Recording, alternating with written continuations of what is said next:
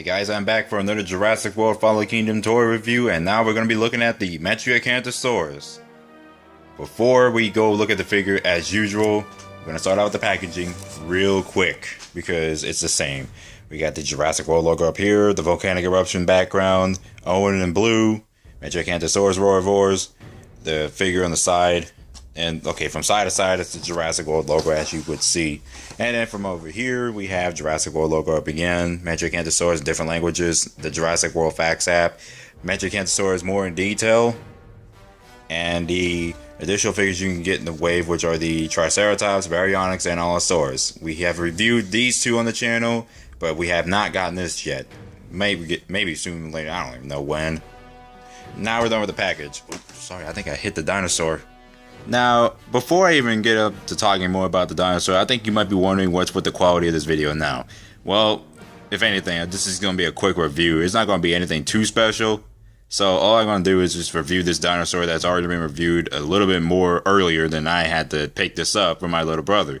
So if anything, I will just go on and say what I think about the dinosaur. It's obviously pretty damn cool. I mean, the detailing and everything is great, but what I do like about it is that it really does feel like a basic dinosaur. I mean, yeah, every dinosaur that we see is like usually the basic ones are the more complex and exotic dinosaurs, but this one looks really nostalgic in my opinion. I mean, sure, I'm more of a person that just goes with the flow and doesn't have to remember everything in the past. I don't want the past getting away in my life because, you know, there's a lot of crazy people out there who let nostalgia get their brain. But anyway, like I said, like the head on the Metriacanthosaurus is absolutely astounding. I mean, the way it looks. I do like the basic dinosaur look. And yeah, also the detailing in the mouth and tongue is there. At first I thought there was no tongue, but I had to look very closely. It's like from here, it's a little bit thin, or it just goes down like that. But it looks cool nonetheless. And of course, I think the one issue I do have with the jaw though is that it opens up about as wide as it can get, which looks cool, but it looks like if I could slant it here, it looks like the mouth is like a little slant, like a little bent. I'm not sure, that's just my opinion. Because when you do the action feature, the mouth will only go from here, or like at least here, to close, like that. But when I close it, it'll go up, if I close it with my fingers, it'll go up all the way, and it looks pretty cool. Just like also in the package. No, excuse me, I'm speaking gibberish. Anyway, let's get on to more detail. Figure looks pretty great. Paint job though, it's a little bland, but whatever. It doesn't expect it because it's made up with the incredible detail, and the paint is obviously like it's okay for what it is. I don't have any more issues with it. From here we have these sound bites, and yeah, nothing really much to go over. It's like it's all around all a good figure, and I do like the paint they do with the the detailing and everything. It looks pretty dang cool. And then there's one issue I did encounter with this toy is that there are some loose legs here. I mean, they're not loose when you go up and down, but they're loose when you go like side to side, like the ball joint. I think you can see right now, like they're really loose. But I think it doesn't really matter because the figure still stands on its own in many ways, I guess, but not like in various ways. Anyway, okay, so now that we got that out the way, let's go over the action feature. So, like usual, we have a button up here to press down, and it'll do the biting action instead of, well, it's not like the Ceratosaurus, which I'll bring out right here, because the Ceratosaurus, of course, has a more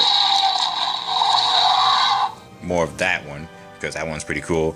But okay, anyway, so like the Baryonyx, it'll just go up instead of down. So let's give it a try. Now that one, I will just admit, that sounded like the Indominus Rex a little bit at the beginning. And you know, I have a feeling that there's like two sound effects that kind of sound like the Indominus Rex a little bit. Okay, listen to the next one. Well, that's the same as the first one. Let's try it again. Next one. And I think that's all the sound effects. To get an idea how big this guy is, I bring in Ellie Sattler for the size comparison at this point. So, she of course, well, is obviously in scale with the dinosaur, and I guess the Metriacanthosaurus is about as big as it can get. So it looks pretty cool that way. And I'm going to bring in the brown Velociraptor this time for this comparison to see how smaller it can get. And this obviously looks like it's in good scaling, I guess. You might not see him, but Ceratosaurus is definitely the same size. And the Metriacanthosaurus is going to be right here on my hand, right here, because I have the Extreme Chopping T-Rex, and surprisingly, it's back to brown. Well, you can obviously see that my custom figure is hanging right there on the side. But anyway, this is obviously the new iteration of the Extreme Chopping T-Rex that I officially got at Target alongside this Metriacanthosaurus. So, yep, continuing production of Indiana Jones and the Jurassic Adventure. But as you can see, of course, the T-Rex is going to tower the Metriacanthosaurus. Okay, so that's pretty much it for this review of the Jurassic World Roarivores Metriacanthosaurus.